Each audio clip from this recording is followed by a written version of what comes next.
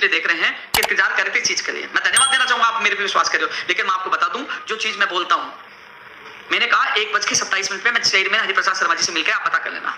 उसके बाद बीडी कला जी से मिला, उन्होंने फोन किया हमारे सामने, और भी लोग बैठे थे, पता कर लेना। और फिर मुख्यमंत्री सचिव आरती डोगरा जी से मिला। यार मैं 3 जगह आप लोगों के लिए एक दिन में जाकर इस बरसात में भी नहीं भाग रहा हूँ, ये ट्रोल करने वाले नहीं भाग रहे। और एक चीज और बता दूं, लेवल 1 का परिणाम कब आएगा, लेवल 2 का कब आएगा, मैं आपको बता दूं। लेवल 1 का परिणाम की स्थिति यानी कि कल शाम तक हो जाएगी, या तो शुक्रवार को जारी होगा, संभावना शुक्रवार की है ज्यादा, कल नहीं होगा, कल स्थिति स्पष्ट होगी। मैं चेयरमैन साहब से मिलकर आया था, मैं मिलकर आया था, और मंत्री का जो सारी चीजें मैंने बता दी। लेकिन आपको बता दूं, लेवल 1 का परिणाम संभावना शुक्रवार की है, स्थिति कल हो जाएगी। यदि शुक्रवार को नहीं जारी होता है तो वो जारी होगा अगले वीक में, और अगले वीक से उससे अगला वीक नहीं जाएगा, 1000% होगा, 2 जून से पहले जारी होगा यानी कि। और लेवल 2 के भी 7 जून से पहले कई परिणाम आ जाएंगे, 7 जून से पहले, क्योंकि 7 जून का प्रोग्राम है। 7 जून का प्रोग्राम का क्या मतलब समझ पा रहे हो आप लोग? टीटीआई वाले सुन लेना, अध्यापक भर्ती वाले सुन लेना, 1 भर्ती के 1 लाख भर्ती का वर्गीकरण वाले सुन लेना। क्या मतलब है? मैं कोशिश कर रहा हूं मुख्यमंत्री जी को बुलाने की, मैं कर रहा हूं मंत्रियों को और लोगों को बुलाएंगे। मैं कोशिश कर रहा हूं कि हम लोग, क्योंकि मैं दूसरे तरीके से काम कर रहा हूं। यदि मुख्यमंत्री जी आता है तो आप लोगों के साथ धन्यवाद, आपकी वजह से परिणाम आ गया, अब हमें ज्वाइनिंग दे दो, क्योंकि आचार संहिता लग जाएगी। यानी कि एक कदम परिणाम का पूरा हो जाएगा तो दूसरा कदम मुख्यमंत्री से मिलकर ज्ञापन देकर दूसरा कदम पूरा करवा ले। वो लक्ष्य है कि 1 लाख प्रत्यादिन भर्तियां पूरी और 1 लाख भर्तियों की विज्ञप्तियां जारी हो। मैं तो तुम्हारी सोच रहा हूं यार, लेकिन कई लोग यार युवा बेरोजगार महासम्मेलन क्या अर्थ है? बीजेपी के नेताओं को इसलिए बुला रहे हैं कि केंद्र सरकार कोई भर्ती है तो वो बच्चे अपनी बात रख सके, उनको ज्ञापन दे सके, उनके सामने मांग उठा सके, और एक हमारी युवाओं की ताकत का एहसास होगा कि चुनावों में युवा, क्योंकि हम लोग आएंगे तभी तो ये प्रत्यादिन भर्तियां 1 लाख भर्तियां, और ये भर्तियां तभी तो पूरी हो पाएंगी। यार आप समझने की कोशिश करिए, अलग अलग समाज के लोग जब बड़ी बड़ी सभाएं क्यों कर रहे हैं, वो भी अपनी ताकत दिखा रहे हैं। तो हम लोग युवा हैं, जो सभी जाति के लोग हम इकट्ठे होंगे तो हम यही तो मांग कर रहे हैं कि 1 लाख में 48,000 की हमें ज्वाइनिंग तत्काल चाहिए, 5546 की भी चाहिए, जो तमाम भर्तियां हैं, जो प्रत्यादिन की नियुक्तियां तत्काल चाहिए, 1 लाख भर्तियों को वर्गीकरण चाहिए। यह आप लोगों के लिए महत्वपूर्ण साबित होगा, आपके भविष्य के लिए साबित होगा। मैं एक चीज आपसे कह रहा हूं कि मैं ऐलान कर चुका हूं कि मैं इस साल हूं जनवरी में चला जाऊंगा, तो उस साल 2024 में सबसे ज्यादा याद मेरी आएगी कि एक बंदा था, जब पेपर लीक होता था सबसे पहले लाठी खाने के लिए तैयार होता, भर्ती की विज्ञप्ति जारी नहीं होती थी, वर्गीकरण नहीं होता था, बजट में घोषणा नहीं होती थी, छोड़ देता था, जाके डंडे पे बैठ जाता था, टकरा जाता था पूरी सरकार से, और आधी बार जेल में देता या हॉस्पिटल में आईसीयू में तड़पता रहता था। एक बंदा था, तब याद आएगी।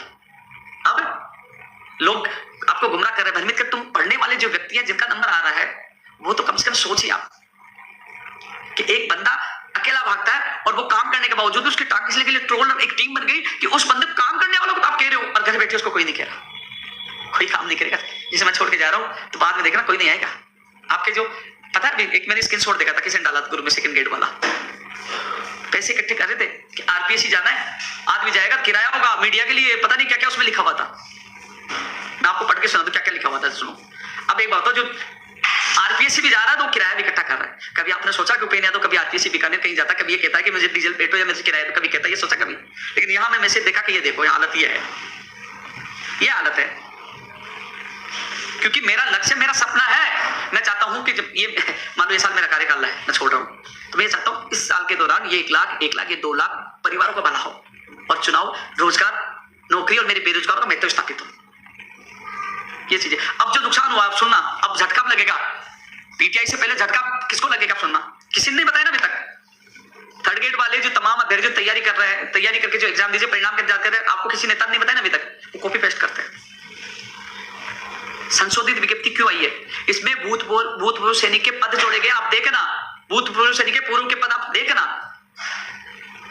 सबसे ज्यादा पद किसमें थे? अंग्रेजी में थे, 7,000 से ज्यादा, और उसमें देखना 3,000 के करीब तो एक सर्विसमैन को दे दिए। इन्हीं में पदों में से देगी, करीब 10% आप पद देखोगे ना, लेवल 1 और सेकंड में 10% के करीब पद इनमें से जा रहे हैं। मैं भूतपूर्व सैनिकों के खिलाफ नहीं हूं, मैं उनके साथ उनको दे दीजिए, लेकिन आपने पहले विज्ञप्ति जारी किया, अब किया, अब अचानक दे रहे, लोग तैयारी कर रहे थे, आप उनके लिए अतिरिक्त सर्जित करिए, लेकिन इनमें से तो कम मत करिए, मूल पदों में से तो कम मत करिए। पता है, मैं आवाज उठाता हूं, आज मैंने आपकी पीड़ा मैं उठा रहा हूं आज, लेकिन कल से भूतपूर्व सैनिक को उपेंद्र यादव गाली इसलिए देंगे क्योंकि उन्होंने भाग दौड़ करके और वो पेकलों के पद इसमें जुड़ाए कि उपेंद्र यादव उसका विरोध कर रहा है, क्योंकि आपका हित, आपका भविष्य के लिए मैं लड़ रहा हूं। ऐसा ही तो हो रहा है, मैं पेपर लीक माफिया के खिलाफ बोलता हूं, मेरा दुश्मन बन गया। मैं जिस नेता, किस लीडर, जिसके मेरे व्यक्तिगत, मेरे को किसी दुश्मनी थोड़ी क्यों बन रही है, क्योंकि मैं युवाओं की आवाज उठाता हूं, सत्य बोलता। मैं आज इसलिए आपकी आवाज उठा रहा हूं, जो लोग 60,000 के लिए कह रहे थे, जो लोग 4,500 के लिए कह रहे थे, अब आवाज ये उठाओ कि जो पद कम हो रहे हैं, यानी कि एक्स सर्विसमैन को आप देखोगे ना, दोनों विज्ञप्तियां जो जारी हुई है, उनमें पदों की संख्या देखना, 12.5% तो अलग है, और 10% करीब पद है, यानी कि 22% करीब पद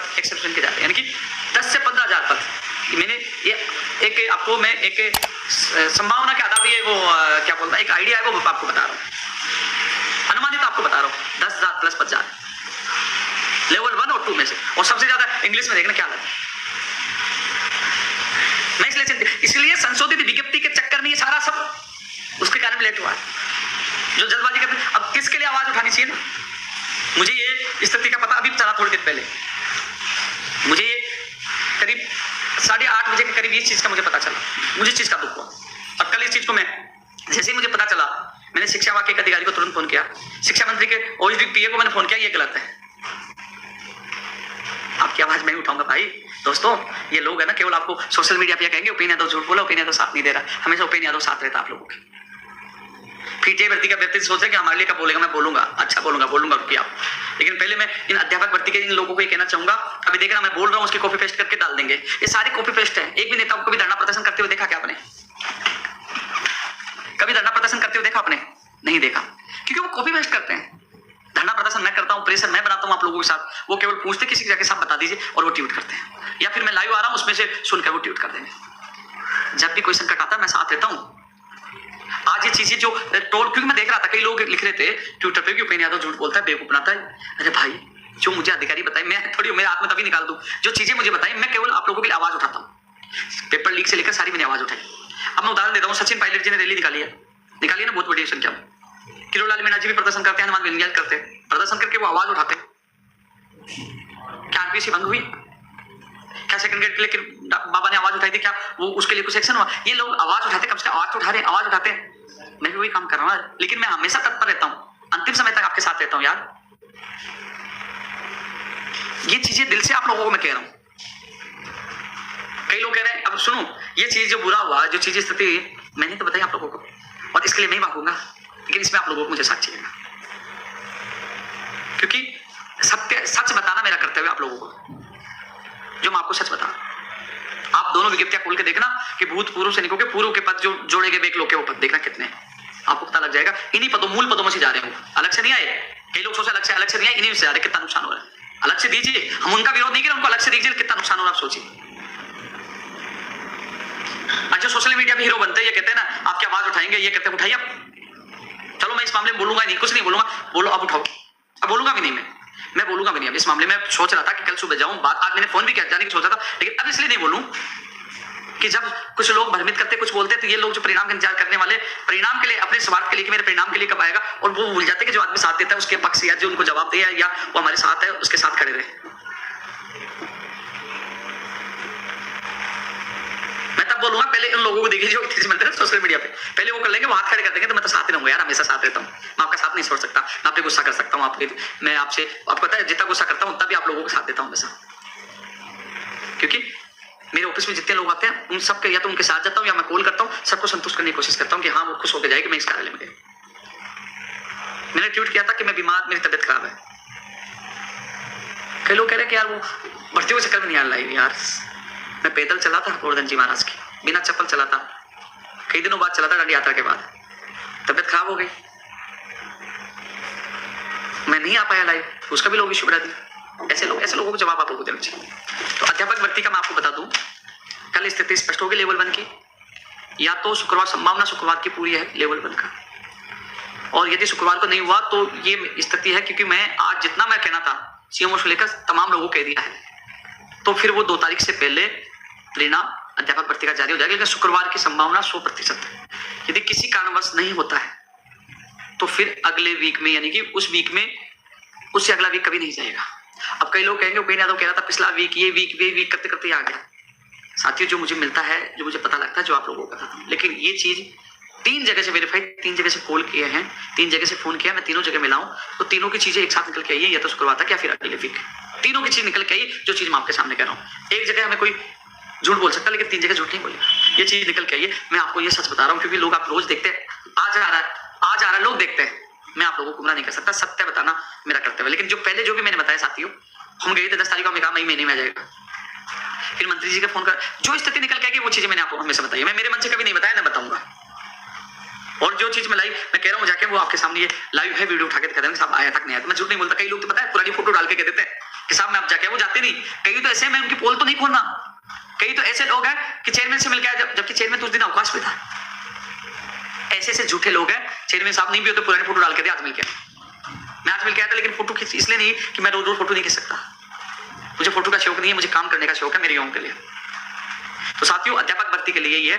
अब आप लोगों के लिए मैं पहले तो उनसे प्रयास करिए जो हितैषी है, वो फेल हो जाएगा तो मैं आप लोगों को साथ दूंगा। इसके लिए बड़ी जंग लड़नी पड़ेगी, अन्यथा जंग नहीं लड़ सकते हो, क्योंकि फिर क्या होगा, जैसे सेकंड ग्रेड का मैंने उठाया था मामला 28 दिसंबर, नहीं आए, फिर मैं पीछे टिका, फिर कहते उपेंद्र यादव साथ नहीं दिया। लड़ना तो तुम्हें पड़ेगा, मैं साथ देने के लिए तैयार हूँ, एकजुट आपको होना पड़ेगा, अब होना पड़ेगा, परिणाम के बाद कुछ नहीं होगा भैया।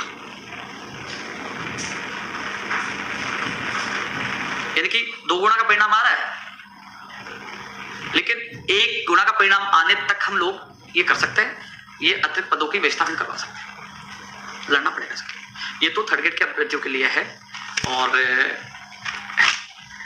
सबसे बड़ी बात है कि मैं कई बार देखता हूं, पढ़ने वाले विद्यार्थियों समझते हैं जो मुझे कई सालों से जानते हैं, मैं आपके परिणाम के, तुम सोच रहे हो, आप लोग ये सोचते हो कि मेरा परिणाम कल जारी हो जाए, परसों जारी हो जाए, मैं परिणाम से ज्यादा ये सोच रहा हूं कि आपके दस्तावेज सत्यापन तत्काल जल्द से जल्द होकर और तत्काल आपका फाइनल परिणाम होकर मेरी इच्छा है जुलाई अगस्त तक आपकी ज्वाइनिंग हो जाए, या सितंबर शुरुआत तक हो जाए, क्योंकि अक्टूबर में आचार संहिता लग जाएगी। पिछली भर्ती 2018 जो सबसे बड़ी भर्ती थी 14,000 की, वो आचार संहिता की बैठ छड़ी थी, और जो हालात चल रहा है वो भी शंका लग रही है कि हम लोग जागेंगे नहीं, हम भागेंगे नहीं, ये भी छट जाएगी। इसलिए 7 तारीख को मैं जोर दे रहा हूं, उससे पहले जितना परिणाम जारी हो जाए तो उन अभ्यर्थियों के साथ हम मांग कर सके।